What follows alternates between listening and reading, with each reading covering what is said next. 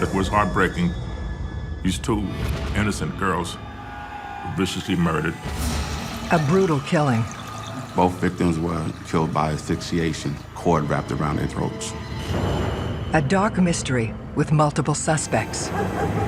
Everything was a possibility. Stalkers, someone they met or at home. You want to try to narrow in who's the last person in that apartment. When you find out that they have some aggressive tendencies, that makes them even more of a suspect. The truth will be revealed. There was something psychologically wrong with him. Dealing with people like that, anything's liable to happen. Every day in North America, dozens of people are murdered. The key to solving the toughest of these homicides lies in the final 24 hours of the victim's life. To crack the case, detectives must reconstruct that critical timeline. The minutes and hours containing evidence that can help unlock the mystery and catch the killer.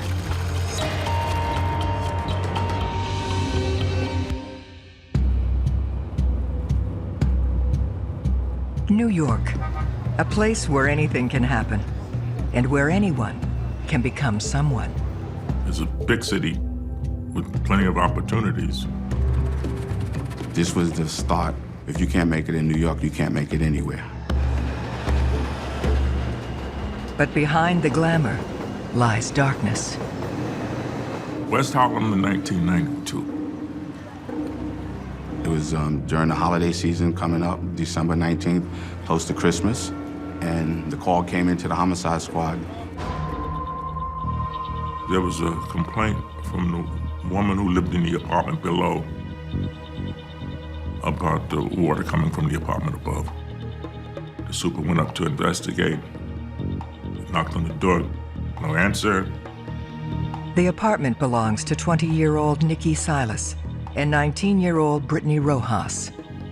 After not getting any answer, he decided to go from the roof down to the fire escape.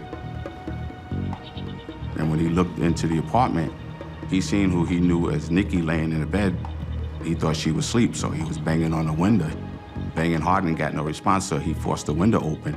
And he went to touch her to wake her up and realized she wasn't gonna wake up. She was dead.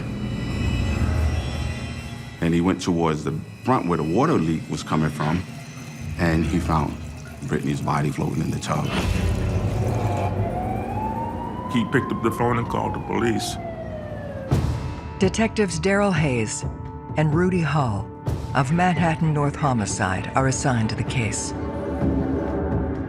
Inside the apartment, they find a grisly scene. As you enter the apartment door from the hallway, to the left is a bathroom.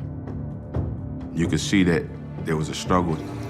You see the sink dislodged and on the floor. And then you see Britney Rojos in the tub. She had her cord wrapped around her neck. We weren't sure at that time if that was the cause of her death. Was it that she was strangled to death, or did she drown? As you walk to the bedroom where Nikki Silas is on the bed, you can see that she was disrobed and she was dead. You couldn't tell at that time if there was a rape. You just seen her laying there, it was like she was asleep. And same thing, Nikki had a ligature cord around her throat. That is strange when you find two bodies in one location. But this whole case was strange. I think they were good girls. They didn't deserve to die. By no means. I think in any homicide case, a team of detectives see the side of the victim's family that's suffering for the loss of their child. And it's our job to put closure to it. To solve the murder, detectives must piece together the last 24 hours of the victims' lives. The ME gives you a time of death as close as they can, based on the temperature of the body, based on post-mortem. But at the time, during the initial crime scene, we didn't know that. We tried to get noise complaints if anybody heard anything. Tried a timeline of when this water leak started coming into the apartment. We found on the counter there was a receipt. On the receipt, it named a particular store in the neighborhood a couple of blocks away. The receipt is time-stamped, December 19th, 1:15 a.m.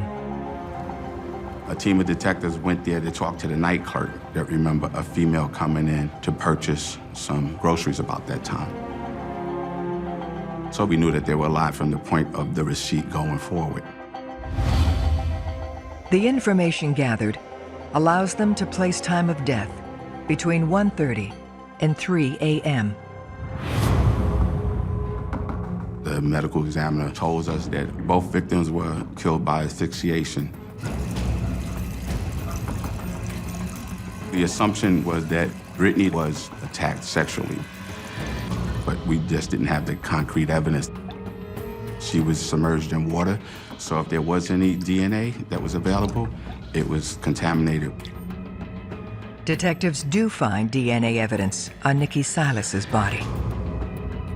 The ME couldn't say for sure that that DNA would be from the victim having sex with the murderer, or is it that she had sex with her boyfriend and he went off to go to work and then somebody came in and attacked her. They send the sample from Nikki to the lab and continue to process the scene. The apartment to me looked like it was in disarray. You could see that somebody ransacked the place. Maybe they came in and the burglar was already in the apartment. But it wasn't a straight out robbery. The way the bodies were found, if it's a robbery, you don't hang around to rape anybody. You want to get your loot and get out. It showed no signs of forced entry at the front door. So the question comes, okay, then they either had access to the apartment or were allowed in by one or two or both people living in the apartment.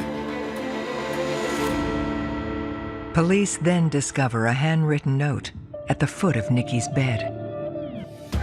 It said, train directions to and from Queens to Manhattan, and getting off at the exit closer to their house.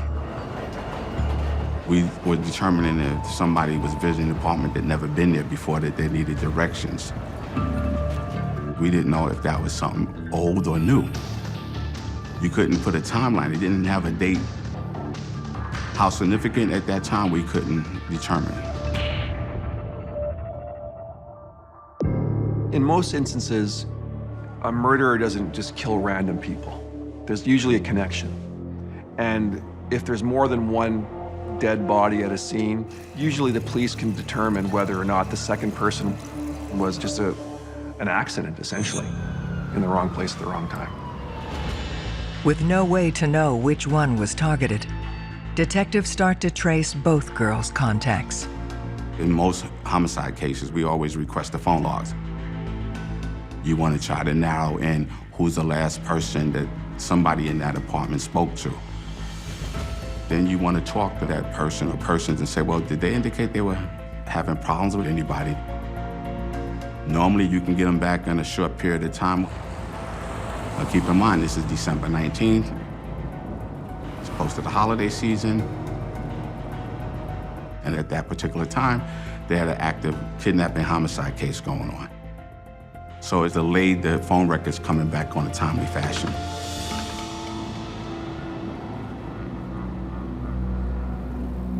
They now have the heartbreaking task of contacting the families. It's hard to make notifications to a family member saying that somebody's deceased or passed away. You want to make sure that there's other family members and a support mechanism there that could help, because you don't know how they're going to react to it. I was just going to bed and the doorbell rang. There were 2 policemen there. And they said there's been an accident in New York. And at the time, I couldn't click it. I just couldn't think, well, Nikki doesn't drive, so it couldn't have been a car accident. And then when they came in and they told us, It was like somebody pulled the rug out from under me. And my husband just fell apart. Detectives learned Nikki was a college student from Massachusetts, and Britney was from Queens. Britney moved in with Nikki after Thanksgiving. Her mother still lived in Brazil. I just think she was all alone as far as having a parent around. The family had mentioned that Nikki was into dancing and doing videos, and it was determined that she did a video with one of the Caribbean artists named Shabba Ranks. They had ambitions of being in the show business world, the dancing and all the glitter that goes along with that.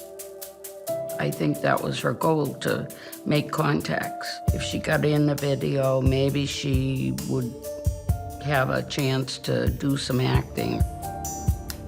She had been home that Thanksgiving, and she told me that she couldn't pay the rent anymore. So her plan was to finish college there for the semester and come home. She came home on the 22nd, but not the way I expected. She came home in a casket. Detectives also interview Nikki's brother Damon about his last contact with her. About 9 p.m., Nikki's on the phone with her brother, who called her to see what's going on, and she's telling him that she's got company, they're playing cards. No names were given. Now we gotta find who that person or persons are. Nikki's family does have an idea of who it could be. When the police told me she had been murdered, both Damon and I said, it's gotta be Cooley. Cooley was Nikki's boyfriend. Nikki telling her mother that Cooley was a vicious person that attacked her and was abusive to her. I said, I didn't bring you into this world to be abused. I said, you need to get away from that. But she wasn't gonna leave New York, as far as Cooley was concerned. Usually the boyfriend or the husband is the first person you look at as being a suspect. And when you find out that they have some aggressive tendencies insofar as domestic violence, that makes them even more of a suspect.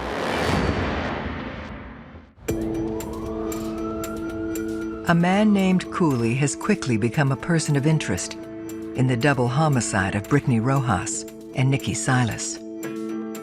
He had a previous record for domestic violence. He's the prime person you want to find first.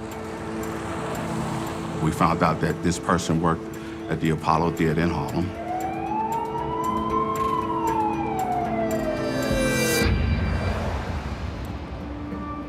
When he's brought in, initially, we challenged him with the things we found out.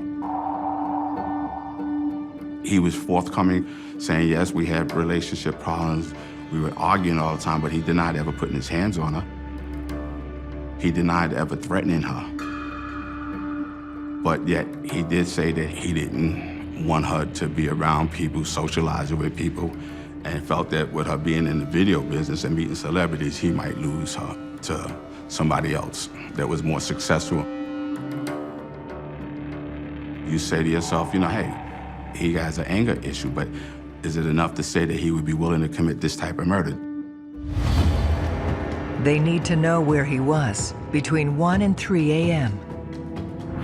Cooley had an alibi that had to be checked and verified. It was sketchy. It wasn't enough to say he couldn't have made this time frame of when we believe the homicide took place. Detectives try another tack to link him to the crime. When we said, well, we want DNA, he didn't hesitate. But it could be, hey, that's my girlfriend, of course we had sex, so you can have my DNA, I didn't do anything wrong. Despite his shaky alibi and a potential explanation for the presence of his DNA, it's still not enough to physically place him at the scene. We went back to the neighborhood and we discovered someone who noticed something interesting in the apartment building or in the area. Daniel Ramirez was the assistant super. He would have known who belonged in the building and who didn't. He's very observant.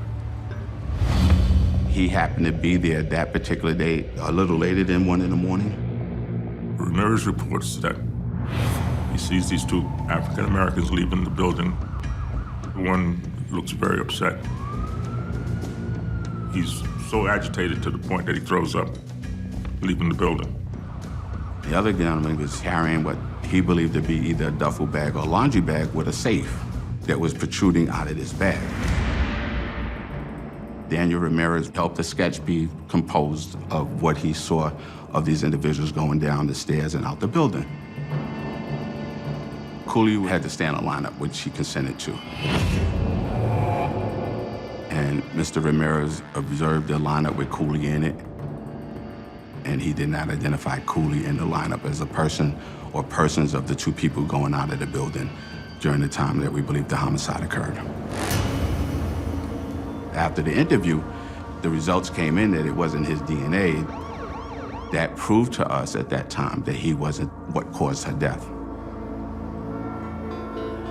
With Cooley ruled out, detectives revisit the crime scene evidence. They examine letters addressed to Britney Rojos. We found out that Britney was in communication with an inmate that was being held at Rikers Island, knowing that he was incarcerated at the time. And that proved that he couldn't have done it. But maybe he says, you know what, I know that they felt threatened or they were having some personal issues in their life that might have been the reason that they were killed. So we had to go interview this person and have a conversation to see if he might have been aware of any reason anybody would have been after attacking Britney or maybe her roommate, Nikki Silas. He said he loved her. He claims he didn't know that she was having any problems with anybody that he might have been aware of. But during the interview, it was mentioned that one of the locations that Britney and Nikki worked was in a peep show called Showworld. It's a bombshell for detectives, and the Times Square location is well known to police. When the Navy comes in with the big ships, the sailors come in, the first thing they do is they go to Showworld, put their money in, they want to see dancers on stage, take their clothes off. And that's where a lot of these celebrity dance artists and stuff would go to pick girls that sit in on a video shoot and perform and dance. When investigators discovered that these two girls were more than students, that they were working at this well-established club, for them it opened up a whole host of other potential suspects. Establishments like this attract a certain criminal element. So my initial thought was whatever happened to them came from Showworld. They learn it was here where Britney and Nikki first met and decided to become roommates. Some people believe it's a lot of seedy females that work there, but 90% of the females that do work there are school kids. You know, going to school, trying to support their education. They got a percentage of what slots money came in, and that's how they made their money.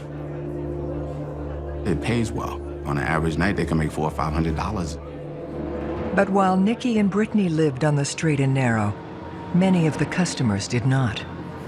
You have people that come in there that have drug abuse. You have people that come in there that are sex crime perpetrators. Everything was a possibility. Stalkers, someone they met. The visitors, the men who are there, can see who's making the money. And it's not very difficult to imagine a scenario where the patrons of a strip club will follow home a dancer and attempt to rob them. When you're dealing with people like that, anything's liable to happen. Detectives question the girls' co-workers. Britney had a regular person who she used to date from the showroom. An admirer, an older person. He was giving her a lot of attention and cash. The term was sugar daddy. Britney was known to spend time with him outside the club. One of the theories was that because he knew where she lived, that maybe he was there on that particular night and something went wrong. Maybe he says, hey, you can't be around nobody else. You're gonna do what I say. I'm giving you money. And she refused. He got angry, and he killed her. And if Nikki was a witness, it might be you're forced to make that decision to take her out because she know who you are. Rape is a very serious offense. There's a high incentive for you to make sure that nobody in that apartment is left to tell the police what you've done. You want to find this person. You want to know who he is. What was he about?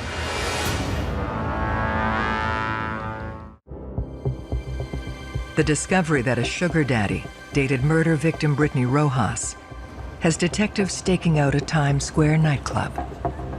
He comes there frequently enough that we felt comfortable to pick him up whenever he showed up.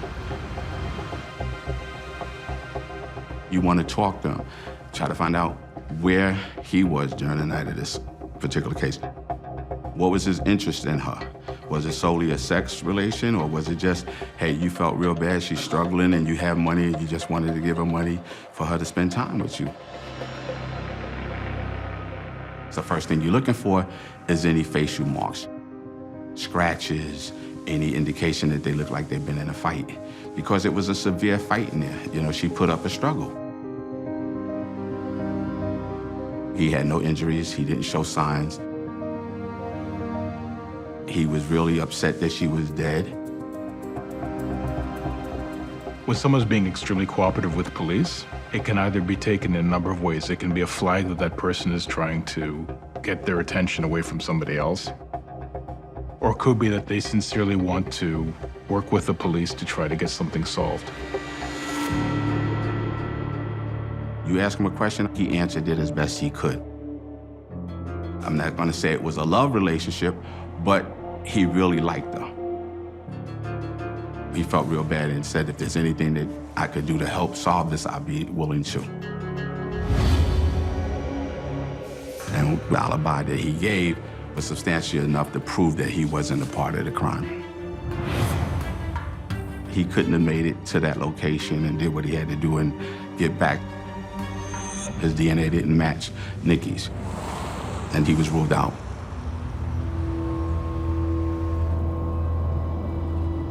It was heartbreaking because these two innocent girls were viciously murdered, and there wasn't much to go on as far as clues or evidence. Every time we thought we had something, they were ruled out. Every time we thought we had some valuable information, it turned out to be no good. So you're trying to put the time pieces together, and there was no other fingerprints in there that we can come across. So the case is what we call stale. You're back to ground zero. For Nikki's already grieving family, what the case uncovers only causes more pain. When they told me that she was working at Showworld, I was shocked. I felt awful. I wished she had called me and asked me for some money.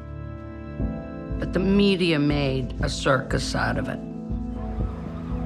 Every weekend, there would be something on the front page. And they were always negative, as if Nikki, because she was in Showworld, that's why she was murdered. That was all hurtful. But that was not what made Nikki Showworld. It just wasn't. She was a good soul.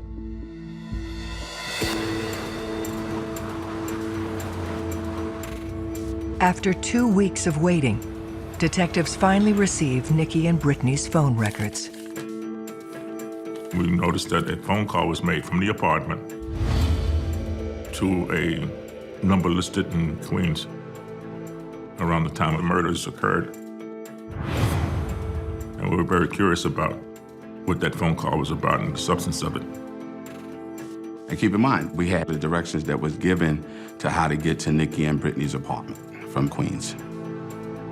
I want to go out and invade people's privacy, find out what they don't want people to know, and get the results, and that's what I do. So we head off to the address where the phone is located. We knock on the door, the female answers, and we announce who we are and why we were there. We had a phone call being made to that apartment. She said she didn't remember, but she said, well, there was a voice message left on the voicemail from somebody that was looking for my boyfriend, Tommy, who's not here right now. And this person sounded very agitated and excited. And we asked if we could listen to the voice message. And she told us she no longer had the phone or the tape. Gave us a story about having an argument with her boyfriend and she throwing the phone at him. The phone broke and it was in the garbage. Or is the phone being thrown away because you know what the end result was and you was trying to get rid of the evidence? So we had the emergency service search the dumpster. We found the phone, but with no tape. This call may be the only link to the killer, and only one person can tell detectives what was said. She didn't know this person, but her boyfriend would know. Later, we got a phone call from the boyfriend, Tommy. We had listened to the message, and he identified the person on the other end as a friend of his by the name of Antoine Adterbury, and he lived at an address in Queens. Antoine was calling him to complain that the person he was with was bugging out, attacking these females in this apartment, and he didn't want no parts of it, and he was out of there. So now you got somebody that can say, we're in that apartment on the day of the incident. 2 girls are dead, and the only one that can speak on anything is Antoine Adterbury. But is he a part of it? Detectives dig into the background of a potential witness to the brutal murders of Nikki and Britney. Once we had the name Antoine Adterbury, we could do a criminal check. Nothing stuck out to say he was a wanted person or a known felon that got locked up numerous times. We found out that he had gotten a job at one of the premier department stores in Queens, that his mother was an upper-level manager there. So his life was positive. And myself and Detective Hall, now that we got where Antoine lives, we take a ride out to Queens. He wasn't shocked to me, you know, when we came in. He didn't look like, you know, somebody that has something to hide. He treated us like gentlemen. I'm a good interviewer and I'm a good judge of character. It's something that you develop over the years. We're talking to different people. You can usually tell when someone's hiding something. Detectives ask Antoine about the murders. He first denied knowing that they were killed. He said he didn't hear it or see it on the news. Then, they confront him with the phone call. He was trying to play it down. He just wouldn't give up too much information. It was like pulling teeth with him. You know, he'd give you what you want to hear at times, and that was true. He didn't come out readily and make admissions on his own. As the questioning continues, Detective Hayes spots something interesting. On the left of the living room floor is a silhouette of a safe. That safe that we see is what Ramirez sees in a duffel bag or a laundry bag of one of them leaving the building. That might be the safe that we're talking about. I cannot say how shocking it was that it would be in visible sight. In a murder investigation, there's really no such thing as coincidence. It's the result of a lot of legwork, a lot of door knocking, interviewing suspects. It's something that happens because you make your own luck. We asked him about the safe. He says, it's not mine. That's my roommate's. He brought that stuff here. And we went around and around until he finally admitted that he did make the phone call. That says that Antoine Adterbury is at that apartment. So we put him in the car to go back to the 2-4 precinct. He started realizing that he's in trouble and that I might as well just tell the truth. Antoine tells detectives his roommate, Kevin Latson, met Britney in Queens a few weeks earlier. He was coming out of getting a haircut, ran into her in front of the barbershop and struck up a conversation. They exchanged phone numbers. Some weeks to a month later, he bumps into her again and said, well, I thought you was gonna call me. She said, look, yeah, we can go out, but I got a roommate now. He said, oh, that's strange. I got a guy living with me too. Maybe we could do a double date. Basically, they set up this day to go out, December 18th. Britney had given Kevin written directions for the train. Those were the directions that we found to how to get to Nikki and Britney's apartment from his house in Queens. Antoine says that he and Kevin got to the girls' apartment around 8 p.m. They spent several hours playing cards. Then, Antoine claims, late in the evening, he left the apartment with Nikki. And when they came back, they found Britney's body, and Kevin was all agitated. He tells us that Kevin snatches Nikki, and that's when Antoine starts making the call.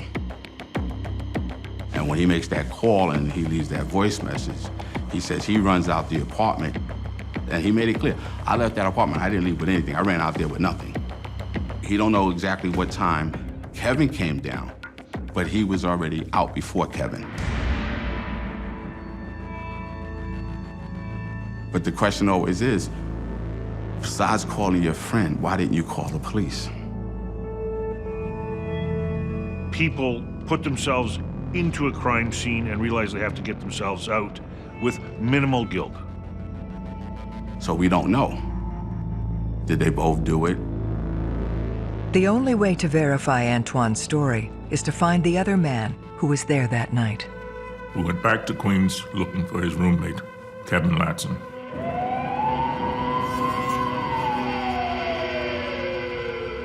We found him on the street heading toward the apartment.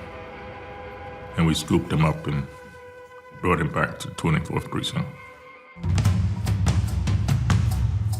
We walked him by Antoine to make sure that they both know that they were both there. Officers will often place someone against the other person. Or what they'll do is they'll go talk to one person and say, did you know this person mentioned this about you? It may not always be true, but it's a way to try to find out who the true culprits are. Kevin was upset because he thought Antoine was stalking. He was more upset about that than anything else. There's a huge amount of contempt on the streets for rats. If you talk to the police, or you get called out as being a rat, even if you're not one, your life can be in danger. Detectives need to break Kevin's silence and discover who really killed Nikki and Britney. He didn't show any signs of remorse. He didn't show any signs like he didn't care. He just was one of those like, all right, if y'all ain't got no evidence, I'm out of here. He was cold. We was telling him, you're gonna go down. This is your opportunity to come clean because your buddies are giving it all up and he's blaming you. He never broke them. Kept denying. Where in Atterbury was very open, remorseful. Kevin was just the opposite, which made me believe Antoine more than I did Kevin. Investigators have one more card to play in Daniel Ramirez. The witness, who can possibly place both of them at the scene.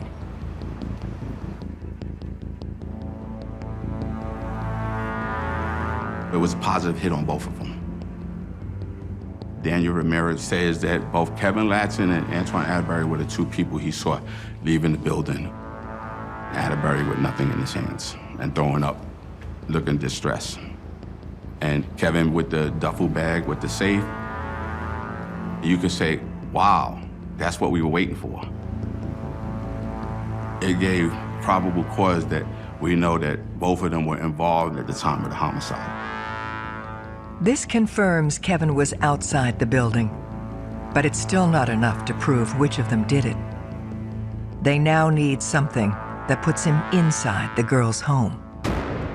Antoine told us that Kevin Latson took a lot of music CDs that the girls had in the apartment, jewelry, and one of the biggest things was the coat that Kevin gave this girl, saying he bought it for her for Christmas. Well, once we knew the coat came from the girlfriend, we had her statement saying that she received this coat from him. He was presented with that, but he couldn't deny it because he knows he gave it to her. You would have thought Kevin would have rolled over and said, wait, I didn't do this by myself. I did Nikki, but he did Britney. And that never surfaced. The only thing I can surmise is that he didn't want to snitch on his friend. We told him, well, we got DNA there, so you might as well tell us the truth. Once police have you in their sights, if you, as a suspect, think you're getting away with murder, you're sadly mistaken. Detectives Daryl Hayes and Rudy Hall close in on key evidence needed to deliver justice for Nikki and Britney. When they got the DNA results back, it's what I suspected. DA was a match with Kevin Latson. He knew then, I think, that he was going to see freedom, that it was done. Detectives arrest and charge Kevin Latson with double homicide, as well as criminal possession of stolen property. Antoine pled guilty to burglary. If he had picked up the phone and called the police, I think the DA would have looked at him in a different light.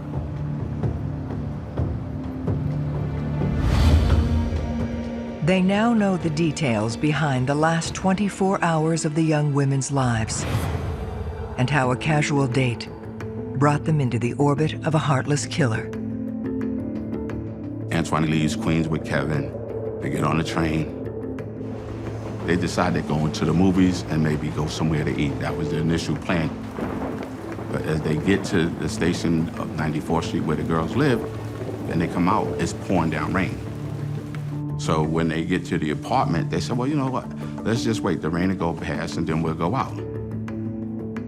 So in the meantime, they're socializing, gathering, and it just never stopped. It just kept raining, kept raining. Nikki's on the phone with her brother who called her to see what's going on, and she's telling him that she's got company, they're playing cards. They decide, look, instead of y'all going back in this rain because y'all came through the subway and it's still raining, y'all can stay here tonight. They decide Britney and Nikki gonna sleep in one room, and Antoine and Kevin will be in another room. It started unraveling when they decided to sleep in separate rooms. So in Kevin's mind, what? We sleep in separate rooms. I don't want to sleep with him. I want to sleep with you, being Britney. Nikki decides that she's going to walk her dog, and Antoine Adterbury goes out with her. And Nikki purchased something from a store. While Nikki and Antoine are outside walking the dog, it's apparent that Kevin Latson attacks Britney in the bathroom. And a struggle ensued, which caused the sink in the bathroom to dismount off the wall and her being found with a cord in the tub wrapped around her throat. Nikki and Antoine come back to the apartment, and they find Britney dead in the bathtub. And Kevin, very agitated, grabs Nikki, pulls her into the bedroom, rapes her, then strangles her.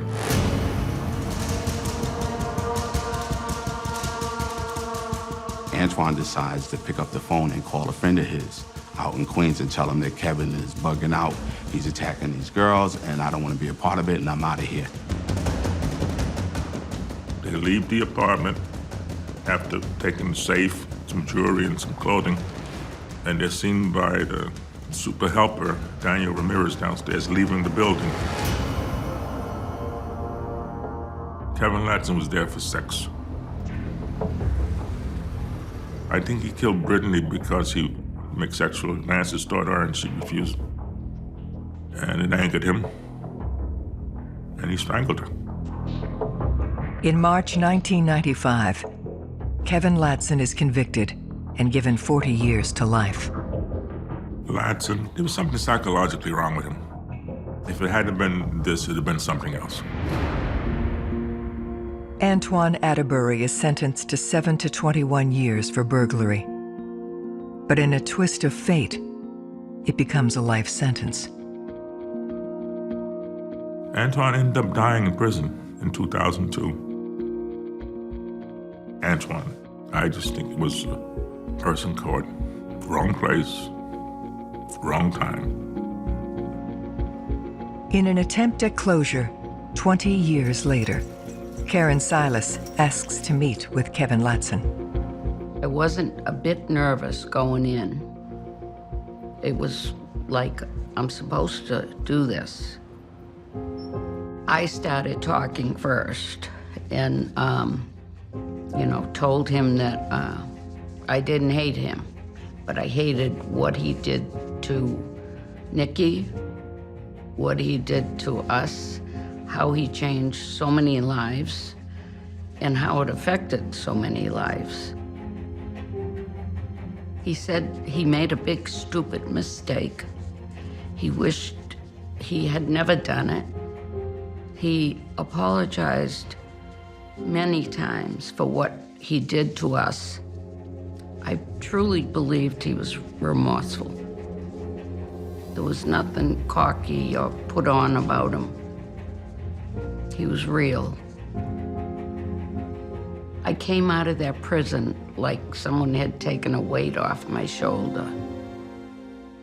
In this particular case, after it was all over with, I thought to myself, I said, well, how sad that they had to come to this fate. Nikki, she'll be young forever.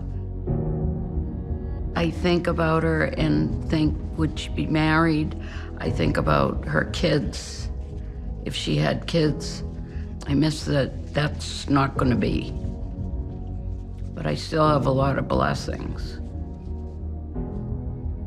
That's what counts.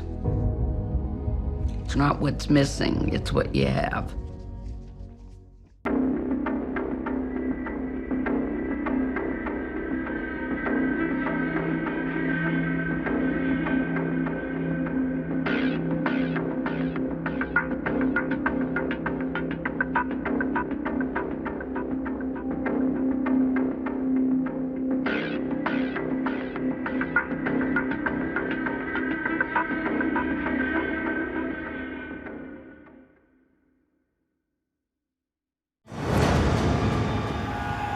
You just don't wake up one morning and commit a crime of this nature.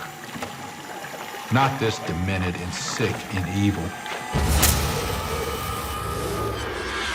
A brutal killing.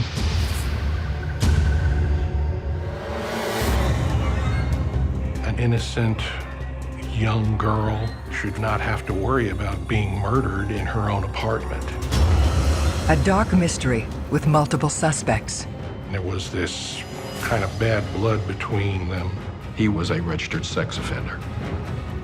He paints himself as a great guy, but he's lying, he's lying, he's lying. The truth will be revealed. He is a walking time bomb. He is just incredibly dangerous. Every day in North America, dozens of people are murdered. The key to solving the toughest of these homicides lies in the final 24 hours of the victim's life. To crack the case, detectives must reconstruct that critical timeline. The minutes and hours containing evidence that can help unlock the mystery and catch the killer.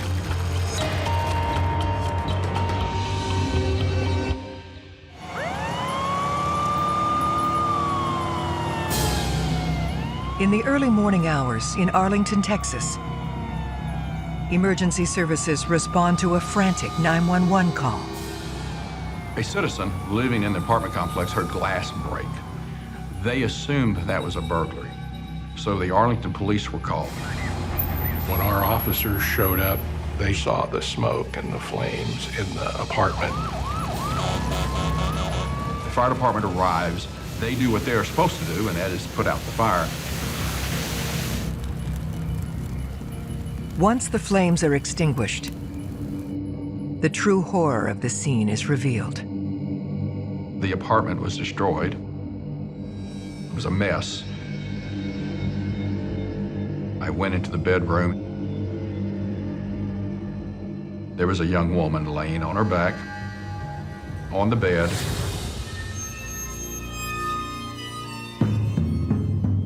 And the very first thing I saw was a circular, round puncture in the middle of her chest. It was clear to me that there's a stab wound. She was burned enough to not be recognizable, but not to the point that it concealed the injuries that we found. She was lying on her back on a bed, and that part of her in contact with the bed was relatively spared from the heat. Right away, we're going to treat it like it's foul play. The Tarrant County Medical Examiner's Office had the responsibility for positive identification, and they were able to do that with dental records. And that's what led to the discovery that it was Missy Grub. She was 19 years old, 2.5 weeks from her 20th birthday. Arlington police detectives Tommy Lenore and John Stanton are tasked with finding her killer. In order to catch the assailant, you want to know about your victim. So I learned a lot about Missy right off the bat. As a father myself, she is the daughter every father would want. She was a wonderful, wonderful kid. She was a freshman at the University of Texas at Arlington. She was an honor student from a nearby high school. She was also in the band. She had very strong religious beliefs. A young lady with incredible integrity. We found out she was also known to still be a virgin, which she apparently was not ashamed to tell people. The people who she worked with and associated with, they all were told that she had made that decision, that she was going to wait till after she was married. Someone has robbed Missy of that future. There was some effects to her body from the smoke, but you could still see that she had been beaten.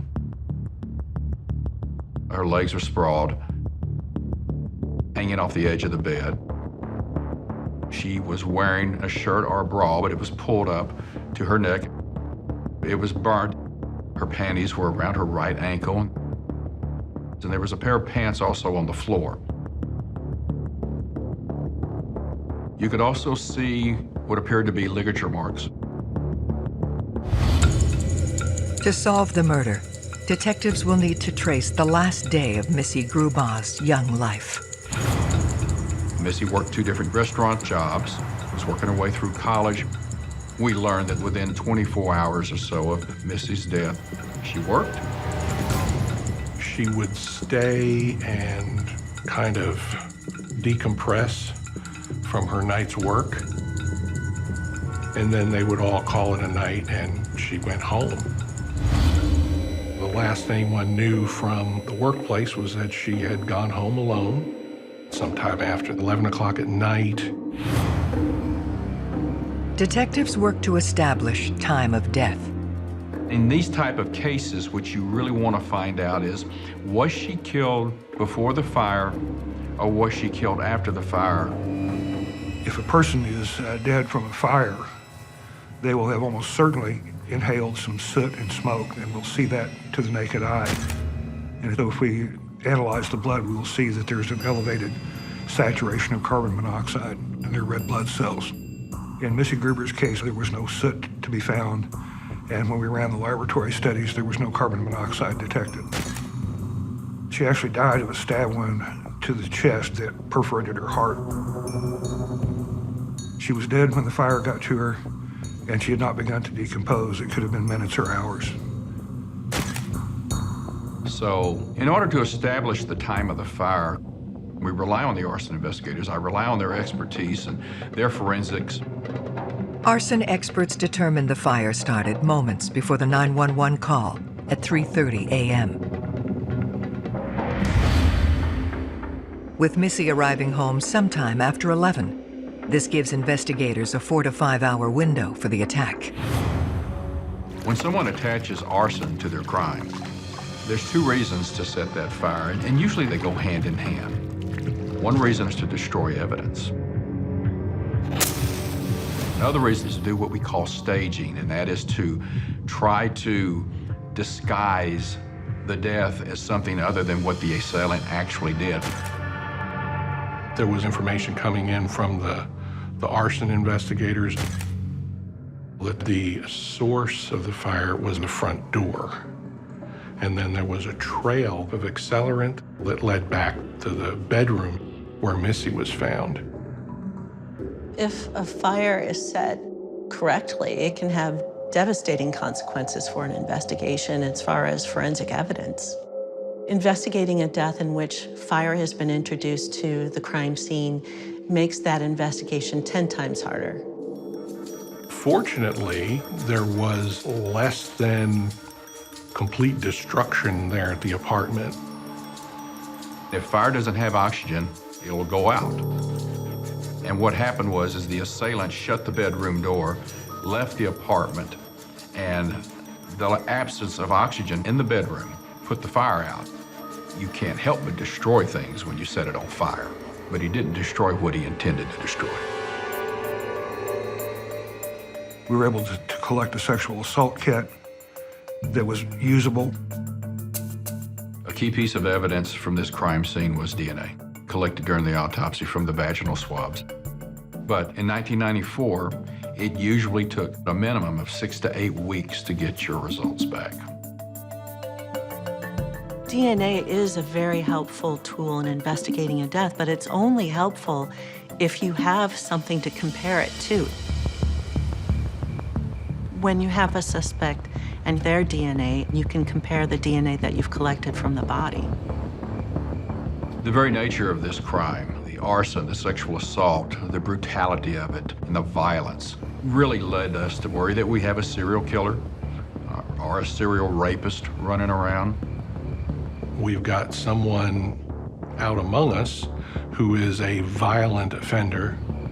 You've got a bad individual out there, without a doubt. But what we find is people who stage crime scenes, especially with arson, they were always either associated or related to the victim. There did not appear to be any forced entry that gave us some direction as to maybe this is an associate of Missy's. The careful work of forensics uncovers a key clue. We actually found some letters in her apartment. The letters were of a romantic nature. From reading it, you could tell this was a male.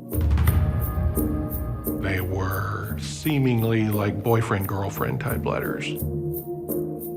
You could also see in the body of these letters that she was battling with her abstinence.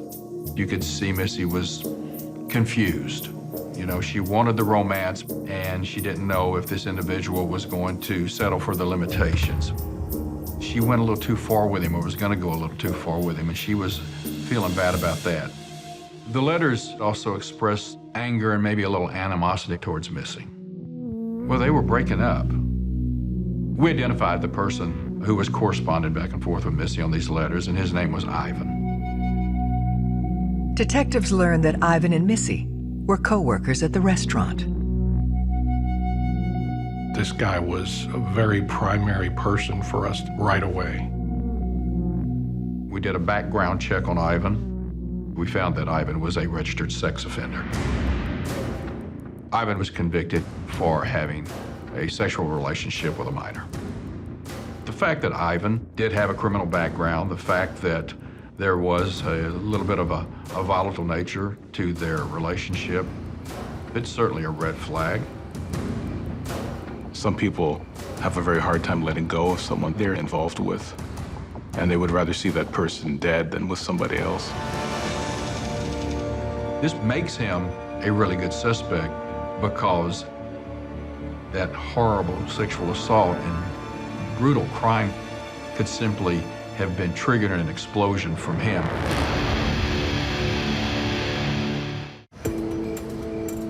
Arlington detectives have identified their first suspect in the hunt for Missy Grubau's killer, her boyfriend, Ivan. We had very limited information, just the letters and so forth. But because of the state of their relationship, he's certainly going to be a primary focus at that time. The detectives bring Ivan to the station. Ivan's demeanor was very polite. He was very open, somewhat preppy, soft-spoken. Was certainly not a gangster or a tough guy. He seemed just somewhat, actually, to the point where he was rather meek. You could tell Ivan had feelings towards Missy, but he was also upset. Despite their strained relationship, Ivan swears he had nothing to do with Missy's death. Ivan said he respected Missy. He was leaning more to terminating the relationship as opposed to pursuing it. He wasn't aggravated. It was basically fading away on his part. Missy did not want it to go away. He did. Ivan tells Lenore he was home alone on the night of her death. Ivan did not have an alibi for his whereabouts during the time frame that Missy was killed. You've got his background as a person who's been convicted of sexual assault, and you've got no alibi, and you've got a dead body. That makes him a very strong suspect. In this particular case, we had forensic evidence.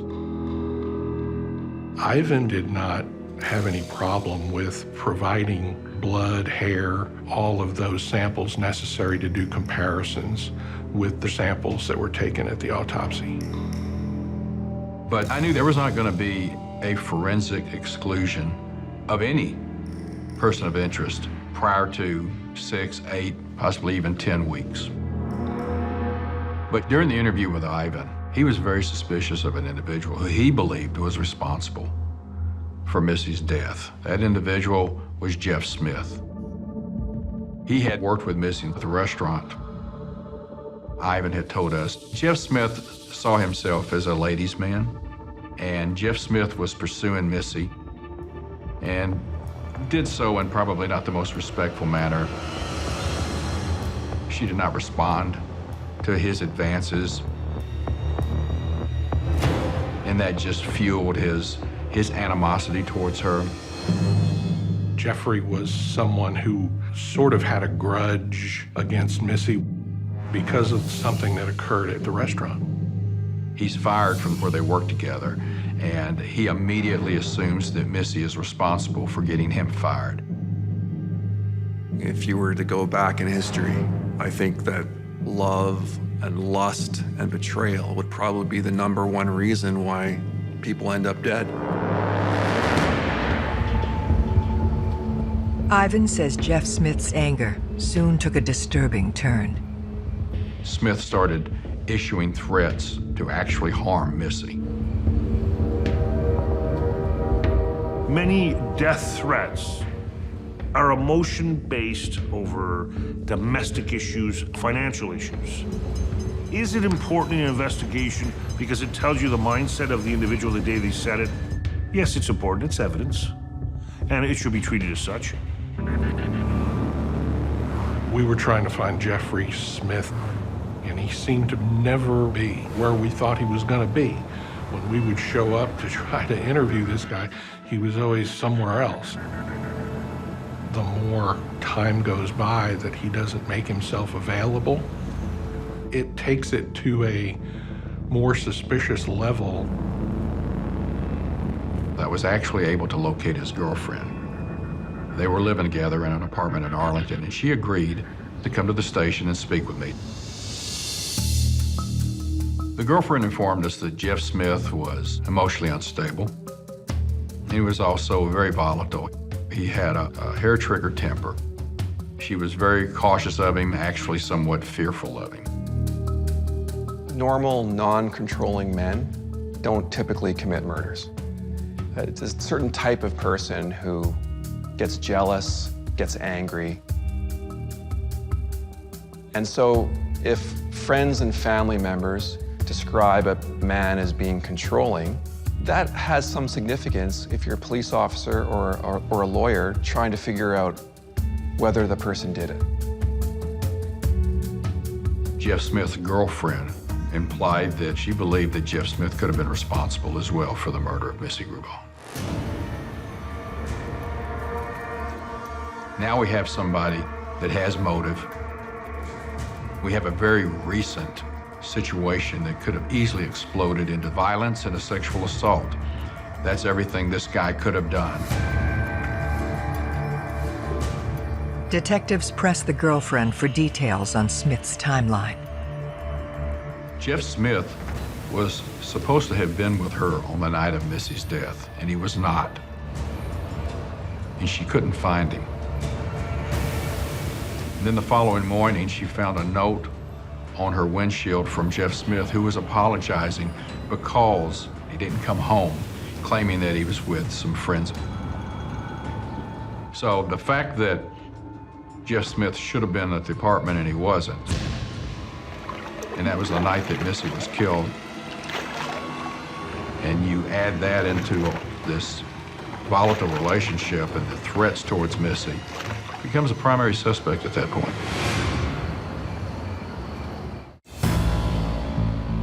Jeff Smith's girlfriend has given police enough to make him the prime suspect in Missy Grub's murder. The additional information that Jeff Smith was supposed to have been with her on the night of Missy's death, and he was not, added fuel to that suspicion. I started thinking that we may be pretty close. After days of chasing him, his girlfriend helps detectives track him down.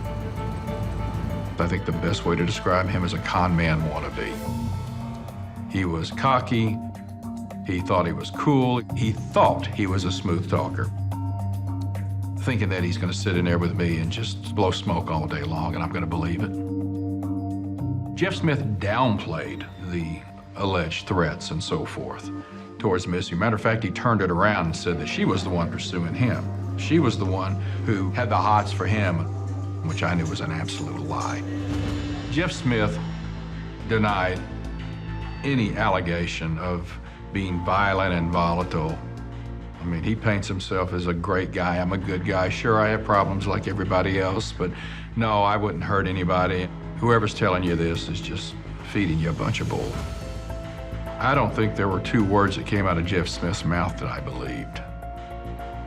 We have someone who is violent towards women. We have someone who wants to be controlling towards women.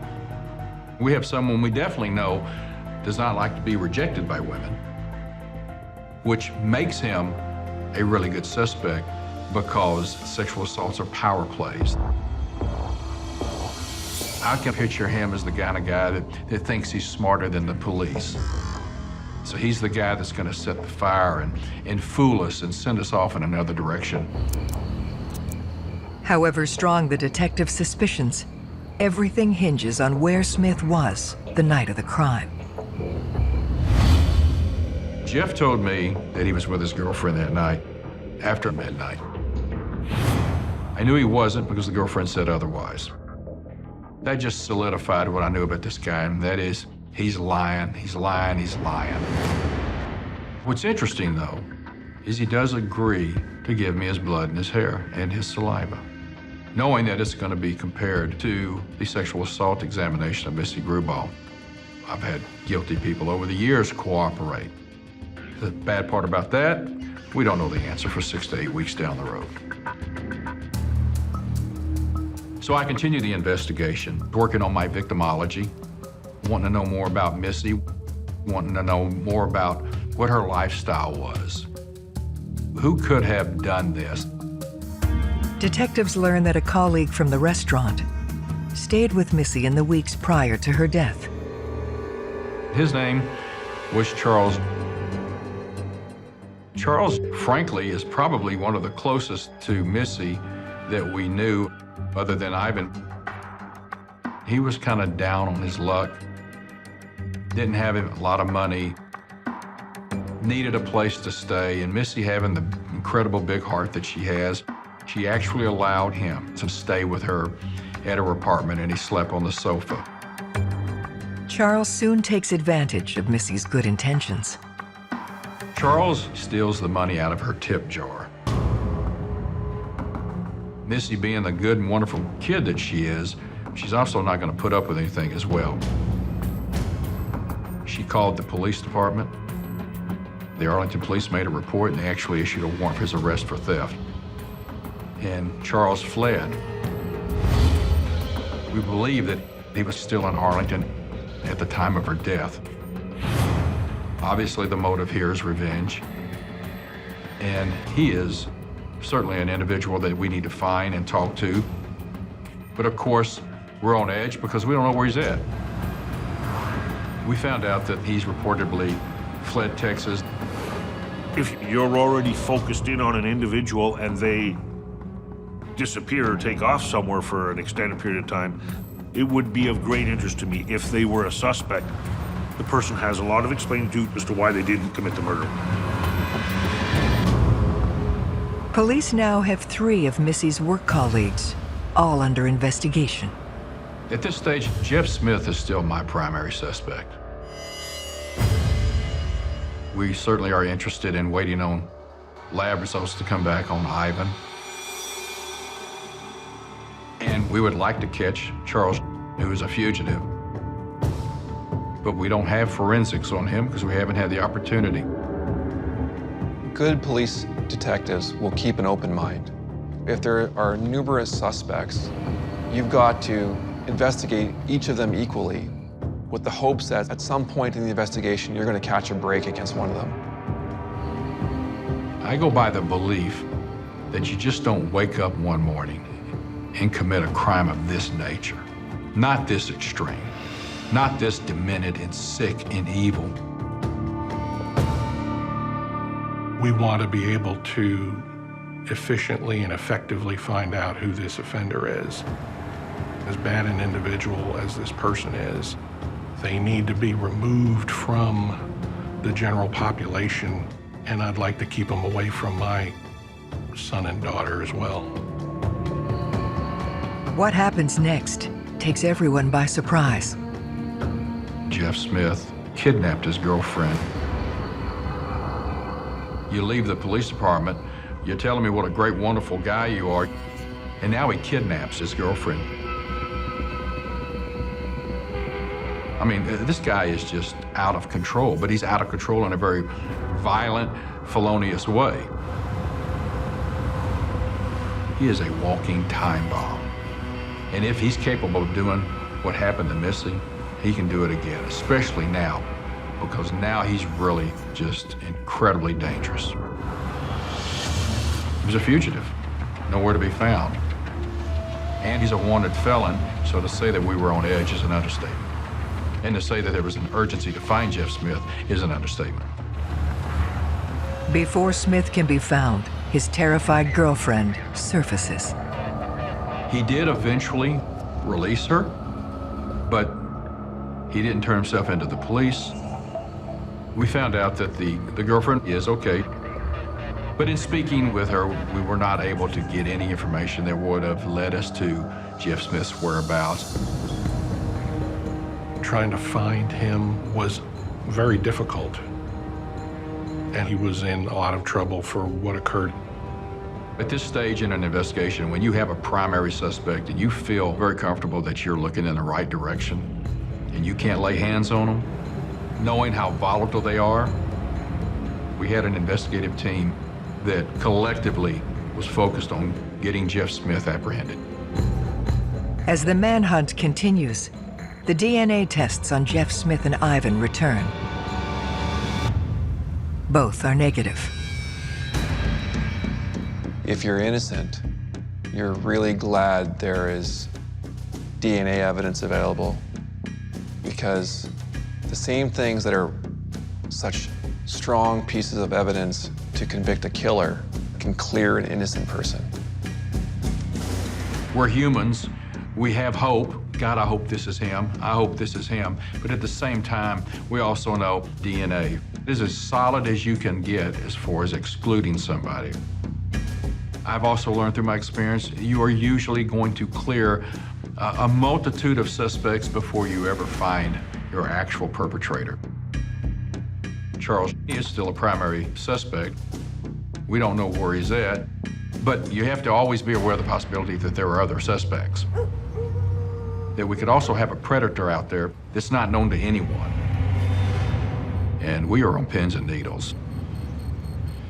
Statistically, solvability continues to decrease as time moves forward.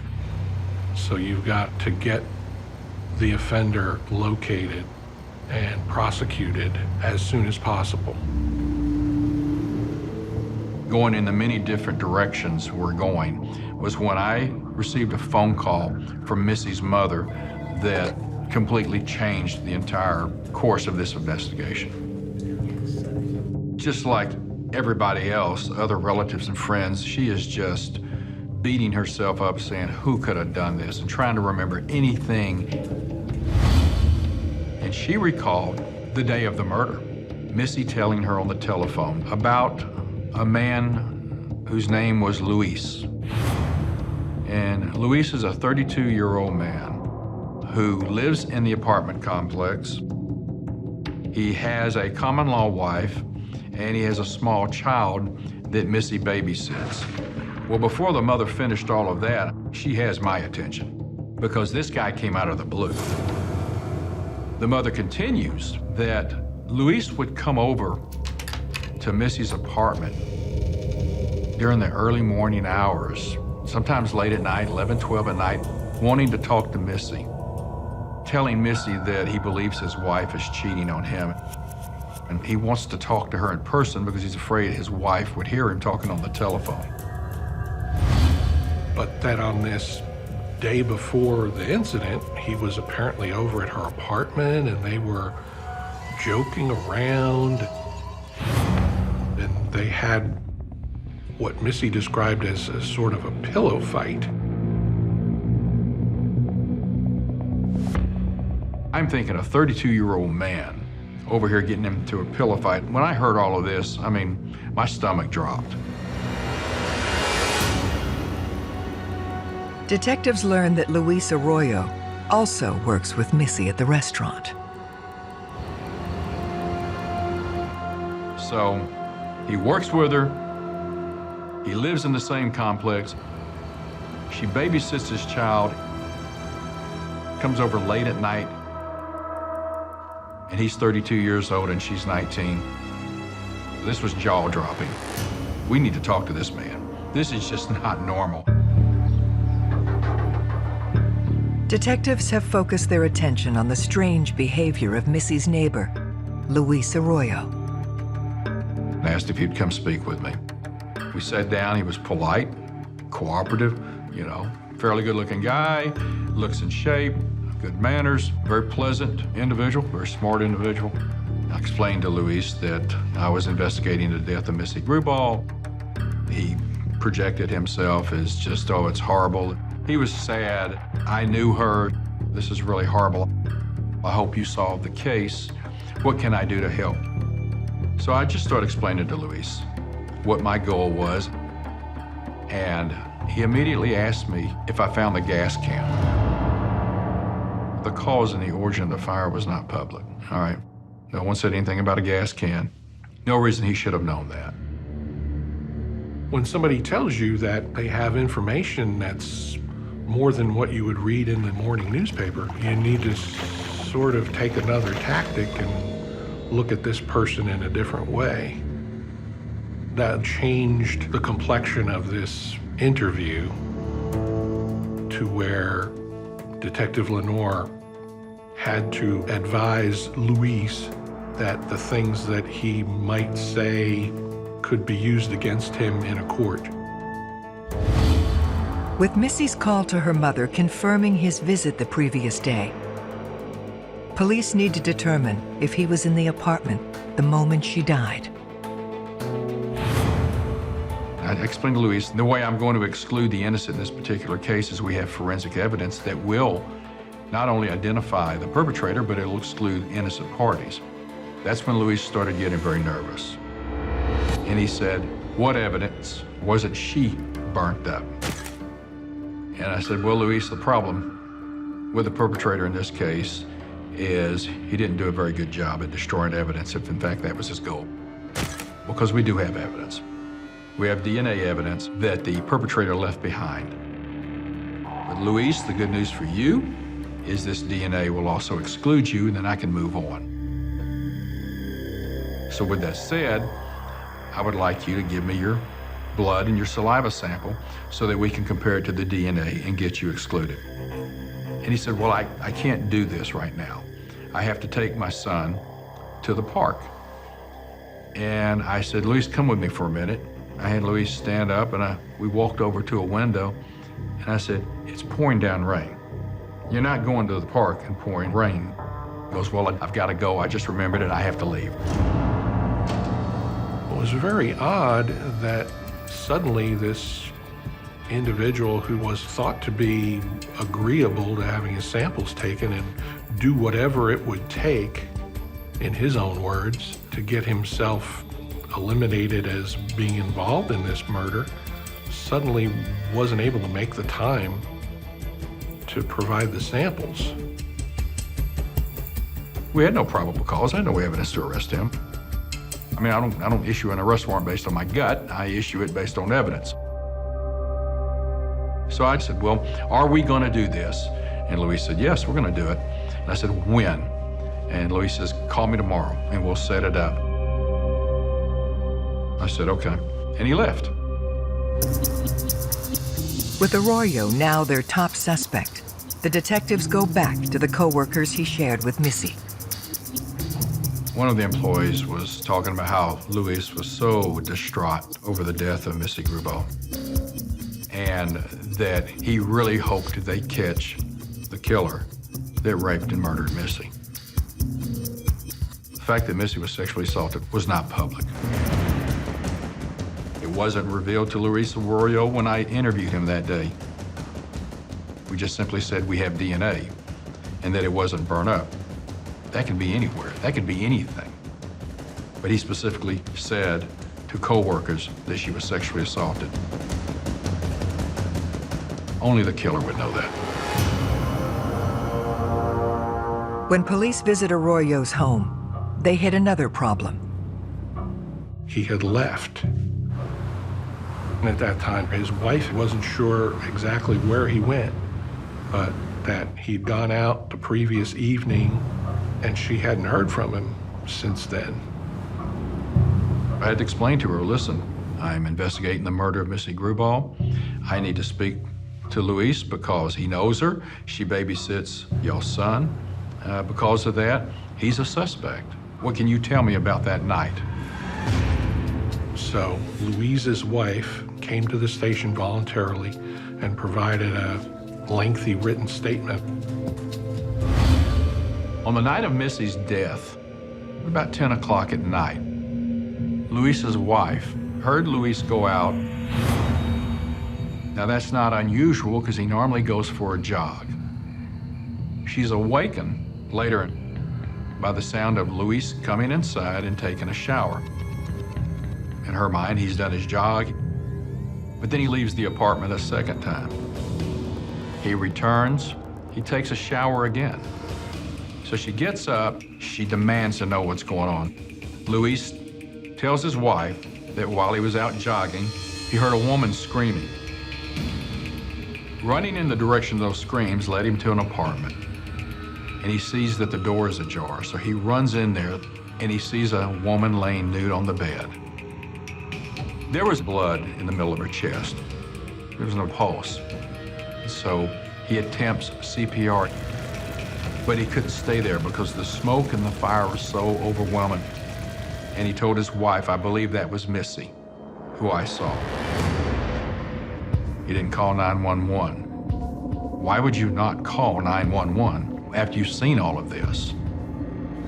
All of this was very suspicious. The bond between a husband and a wife, that's tight, and by nature, even in illegal acts, they'll want to cover for their loved one, or they'll want to protect them. I have to ask myself, well, why didn't the wife come to me and tell me this the day of the murder? Was it denial? And so as I'm explaining to her what we know, I believe that during the course of that interview with her, she just realized, my God, he did this.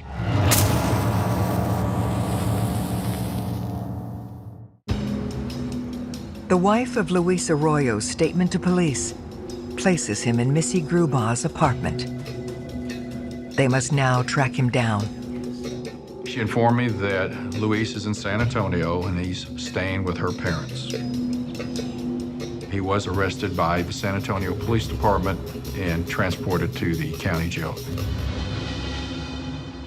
When I came face to face with Luis, this was not the same person that I had talked to a short time earlier.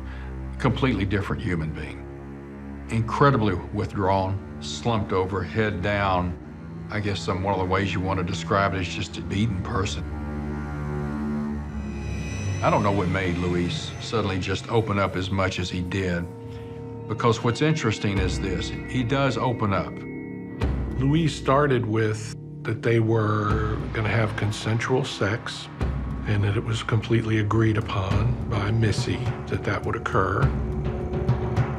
He claimed that it was a tender, wonderful moment, which we know to be absolutely hogwash.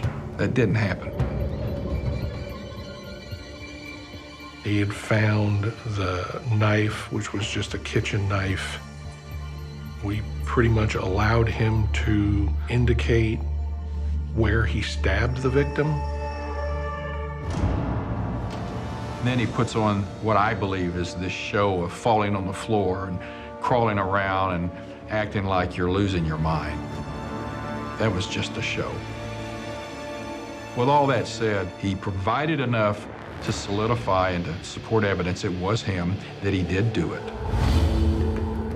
With Arroyo's confession in hand, detectives put together everything they know of the events leading up to Missy Grubau's death. At approximately 10 p.m., he leaves his apartment under the pretense of doing his jog. After 11 o'clock, he goes to see Missy. He knocks on the door. He does that all the time. She's not alarmed by it. She allows him inside. And during the time Luis Arroyo is in that apartment with Missy Grubau, he rapes and murders her. After he kills Missy, he has to do something. He has to destroy the evidence. So he gets in his car, he goes to a gas station and fills up a 1-gallon gas can. Goes back to Missy's apartment, goes into her bedroom. He douses her with gas and all around the bed, in the apartment, in the bedroom, up to the door, lights the fire, shuts the door, and leaves. He goes back home. He showers. After he showers, he wants to go back to the apartment to make sure that it's on fire. He goes back to the apartment and it's not on fire. The reason being is because there was not enough oxygen in that room from shutting the door. He sets a second fire. After that, he goes back to his apartment again. He showers, cleans up. Luis Arroyo is a textbook psychopath. I mean, this guy's a predator. A case like this is a sad thing. It makes you angry that somebody would waste somebody else's life like this for such a thing as a sexual assault.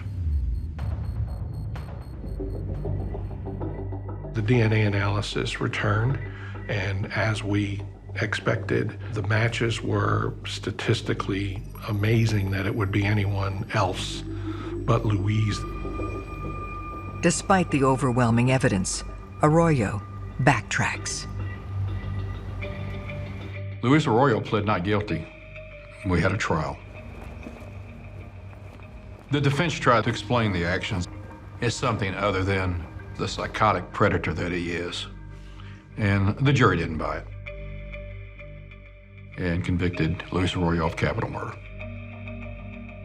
In January 1997, Luis Aoyo is sentenced to life without parole.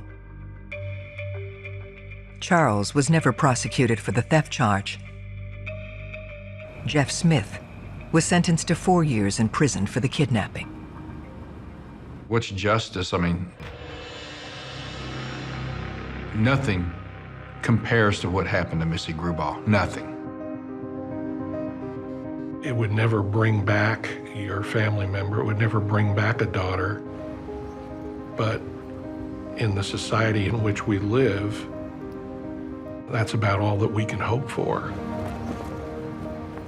That we do identify the offender and let the justice system do the rest. I feel better knowing that Luis Aoyo is no longer on the streets. But once that sense of comfort wears off, the fear sets in that there's hundreds and hundreds and hundreds of Luis Aoyos running around out there.